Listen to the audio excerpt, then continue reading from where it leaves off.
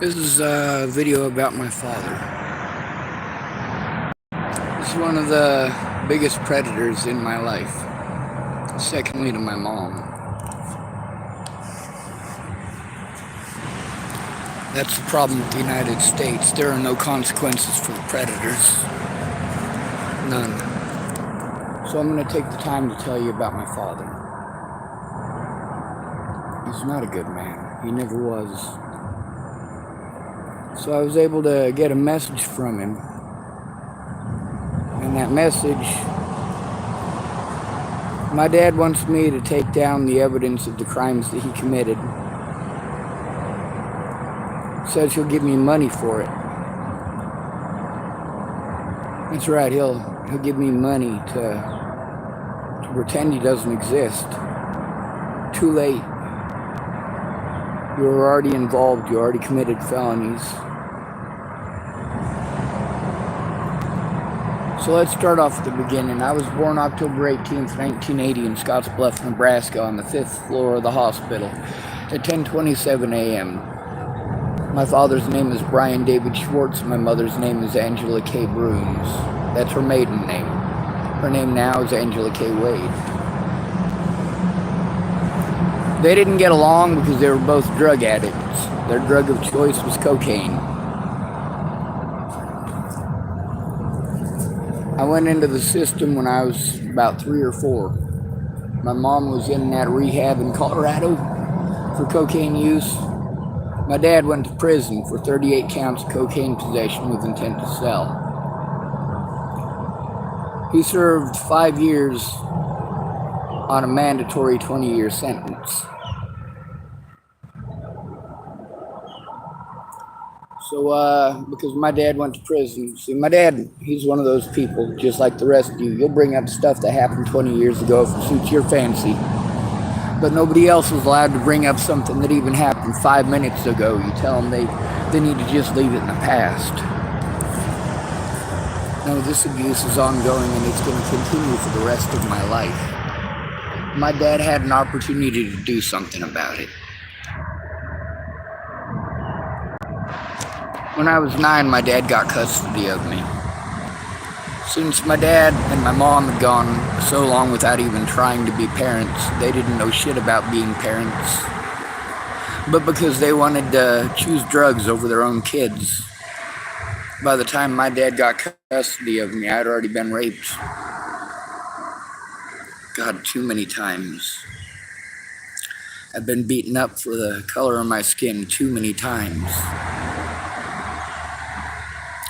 And my dad, he just wanted to talk to me like I was retarded. Like I didn't know what the fuck I was talking about. Meanwhile, we got all of these news things popping up all over the place. All these things that I spoke about that I had to endure in the system, and you guys pretend that I'm making them up. And Diane Sawyer says something. Oh yeah, she must be telling the truth, but still the victims themselves you don't hear. You hear Diane Sawyer about how greatly we were drugged.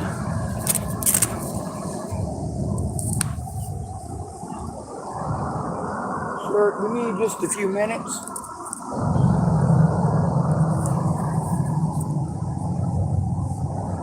So, my dad, he was physically abusive, mostly to my older brother. When my older brother beat him up at the age of 13, my dad kicked him out, and Eric never came back. He went to live with my mom. So my dad only had one of us to beat on. That continued until I was 15. My dad, when I was 14 or 15, I'd just gotten out of the system again. I was sent on a tour of mental hospitals in Washington State. Thanks, Dad. See, that's the reality of being victimized in America. I was given a choice. I could either go back to live with my dad, or they were going to put me in these institutions until they scared me straight.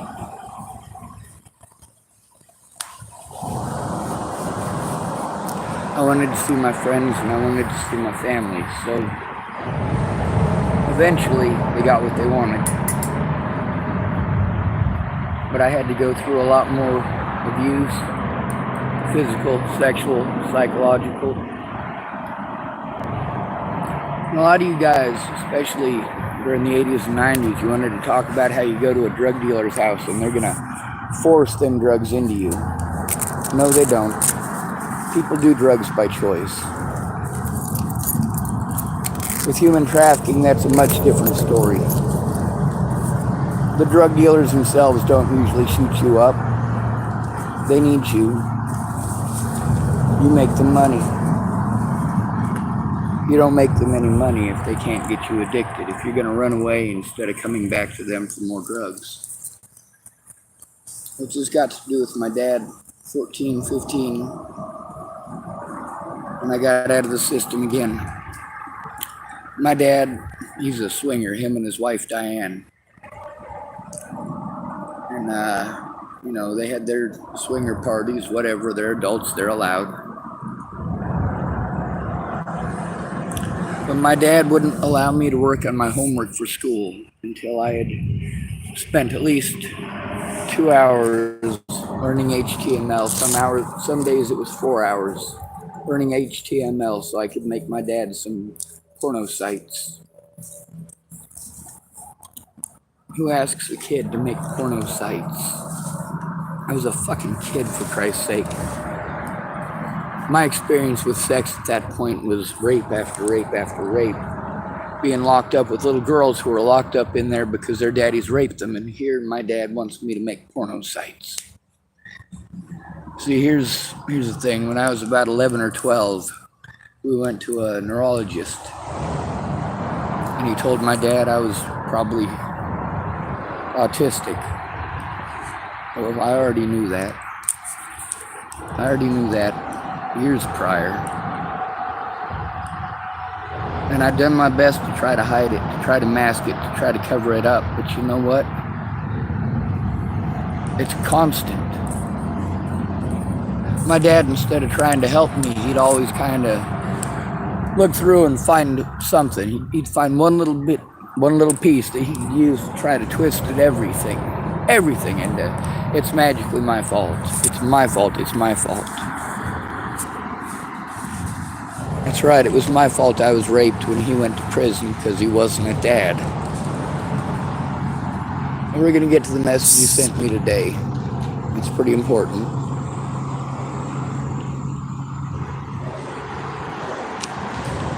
But before we get to that, I got an F in PE because I didn't suit up. What a stupid thing to get flunked for, right? Well, just like always, without these people talking to each other, sending me back and forth. The teacher I was supposed to have, my gym teacher, said that I was supposed to have a white shirt and black shorts if I couldn't afford the school uniform for PE. This is a minority high school in Tacoma, Washington. This is not a place that you want to... You can't let the black kids know you're poor. My dad had the money, just spent it all on him.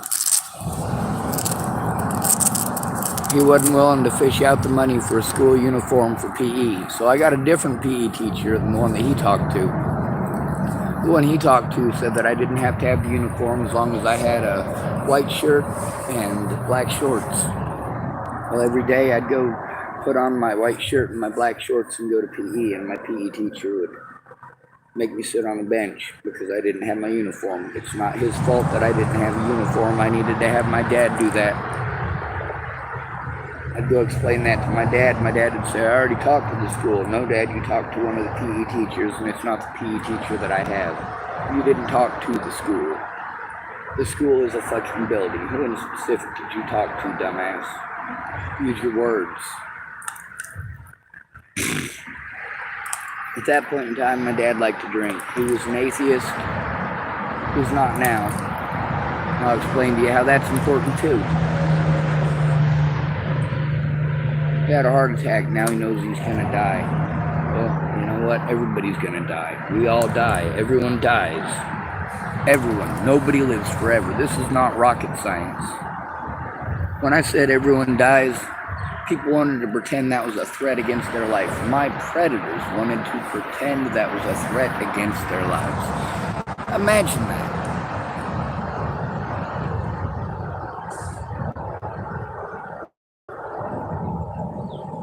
So at 15, I left there and I went to go live with my mom. I was beaten up by my dad over a fucking uniform and an F in PE, and this is the third time he'd beaten me up over it.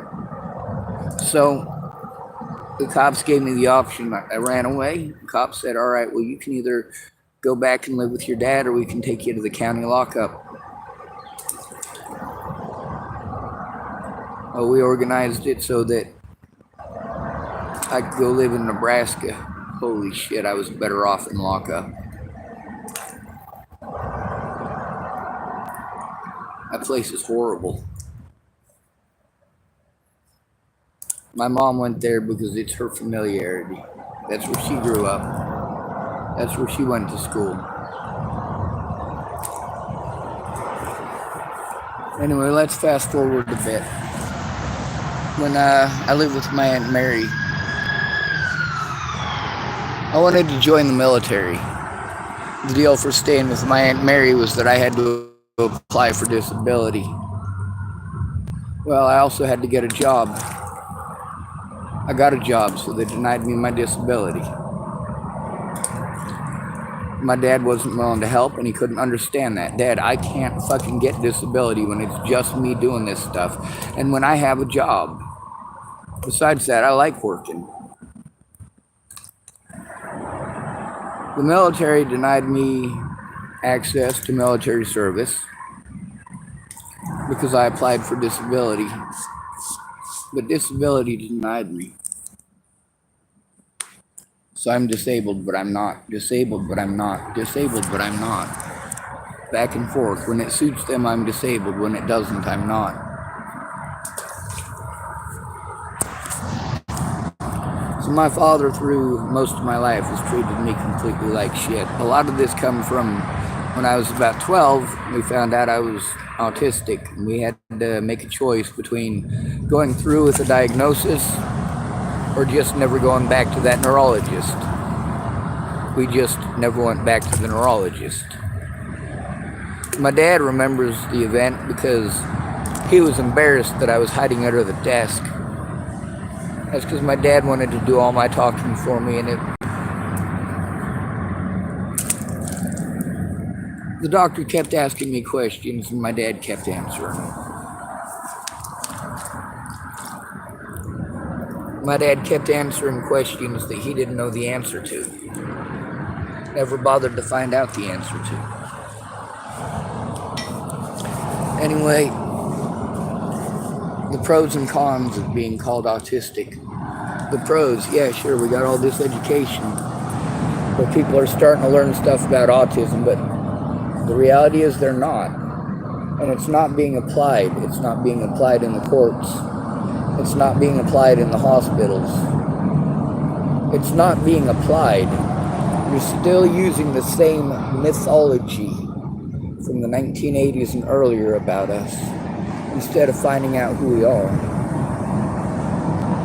After seeing that neurologist, that's when my dad, no matter what I said, no matter what I did, I was a retard to him.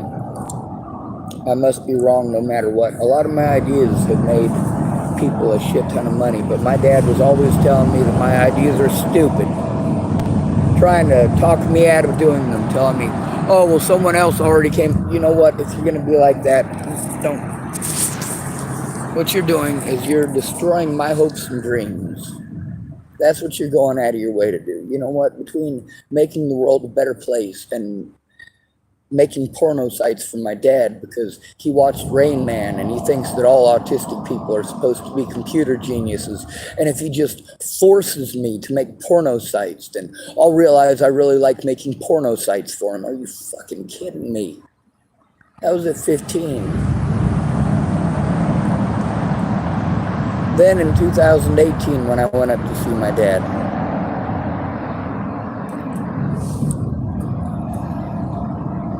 this is just a few years ago. Well, I should start off with, for the entirety of my adult life, my dad has treated me like shit because I don't have disability. Meanwhile, I explained to him, or at least tried, that if he doesn't help me get it, it's not going to happen. But he didn't want to hear that. He doesn't want to understand my disabilities. He wants to exploit them for his own personal gain. My dad's a fucking pervert.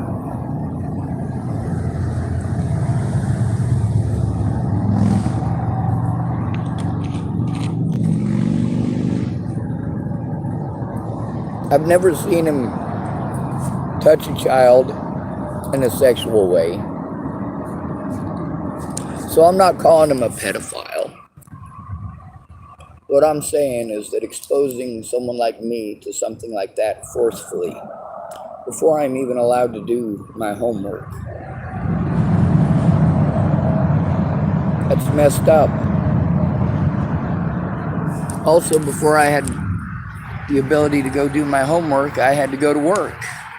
That's right, at 15 years of age, I was working for a guy in the middle of Tacoma who's a beekeeper.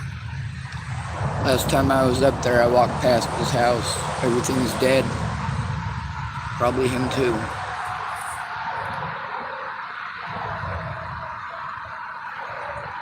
He had such a lush garden. I walked by it every day on the way to school.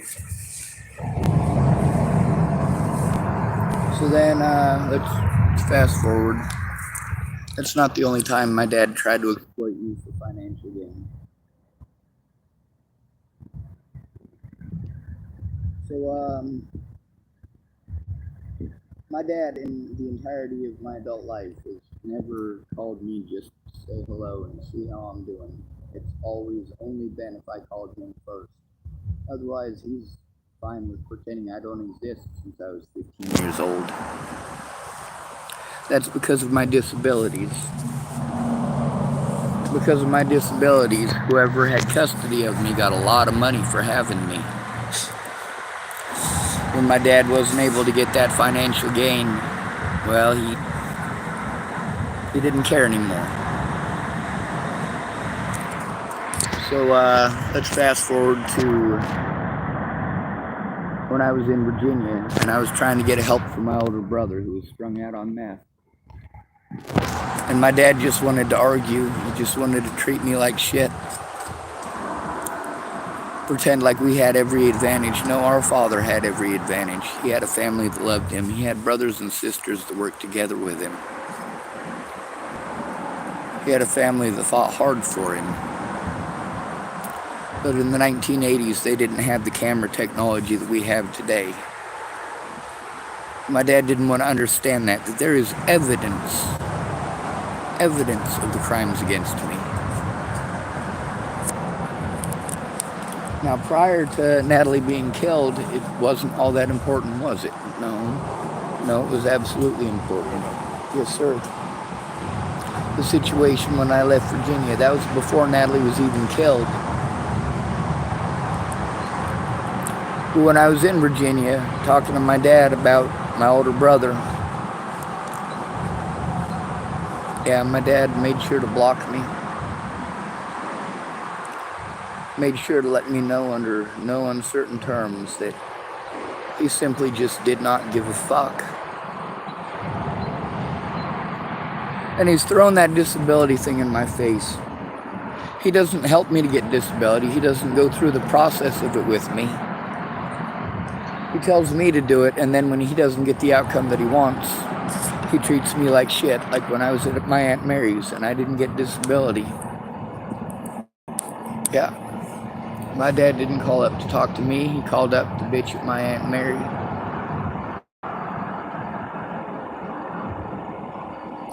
So he had somebody else bitch at me for him. No, I didn't stick around. I left. She was exploiting me financially too.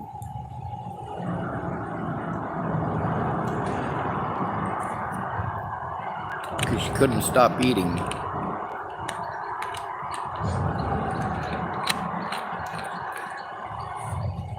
So, Me and my dad stopped being in contact with another while I was in Virginia in 2016 visiting Natalie. I could barely hold my shit together, but I was trying my best. What Natalie didn't understand is that I needed help too. I needed a friend too.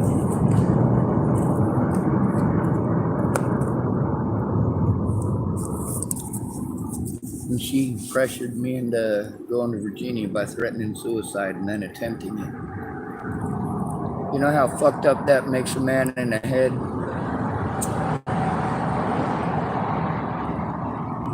So let's fast forward until after she's dead. Well after she's dead. I've been victimized repeatedly. My dad says he'll help me. I go up there and he won't. He's the same man he was before. It's going to be his way or the highway. Either you take his verbal abuse or he's going to punish you even worse. On the bright side, since his chest was cracked open, it's just verbal abuse.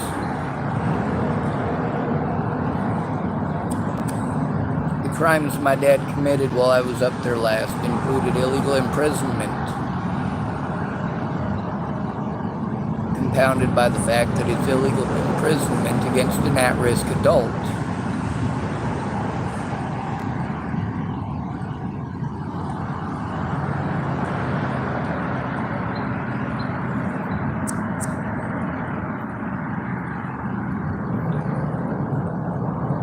The evidence shows that.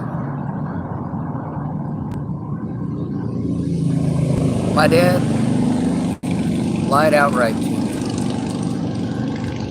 And because he lied outright, because he did not keep his word, repeatedly he screwed me over. And because he didn't want to listen, his help ended up screwing me over.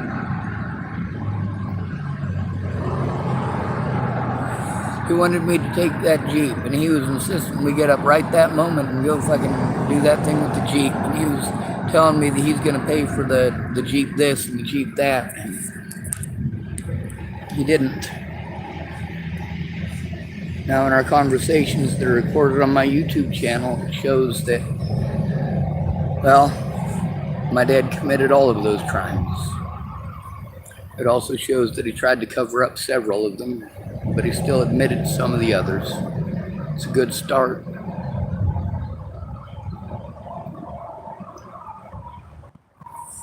When an at-risk adult comes to you for help, you think that you should be in charge because they're the at-risk adult. You know better than them because they're at risk. That must mean they're retarded. No, it means they're fucking labeled, you goddamn idiot. It's the label that prevents us from being allowed to defend ourselves. So we have to go to you, and you're not going to help us.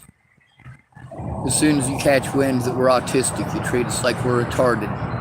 You don't bother to find out what it's like to be permanently abused. Permanently stuck in a situation where you're going to be abused. Stuck with child molesters, stuck with rapists. Both in the prisons, the jails, and on the streets.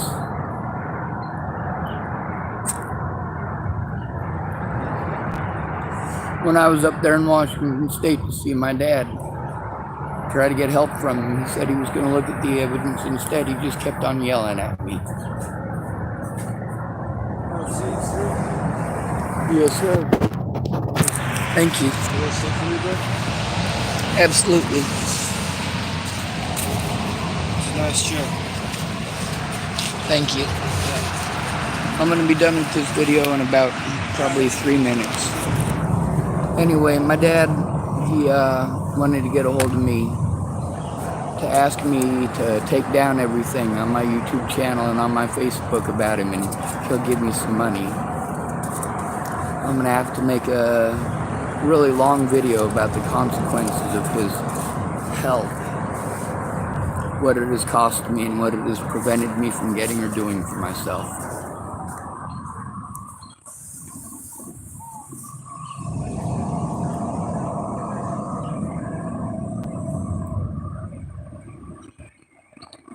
You should have listened. He only cares about himself. That's why the message that he sent me in an email, I posted on my Facebook for the world to see. Just like I'm posting this video for the world to hear. I went back a second time to try to get some evidence back that was left at my dad's house.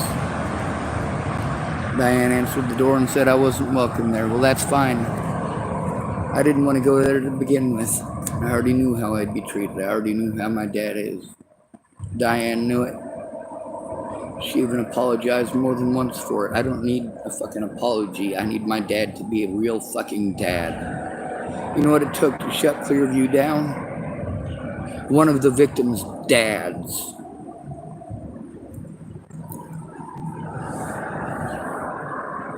That could have been my dad, but my dad's a coward. It's good to be rid of you. Thanks for coming to visit. Stay out of trouble or don't get caught. Remember, you are your brother's keeper, and no victim left behind.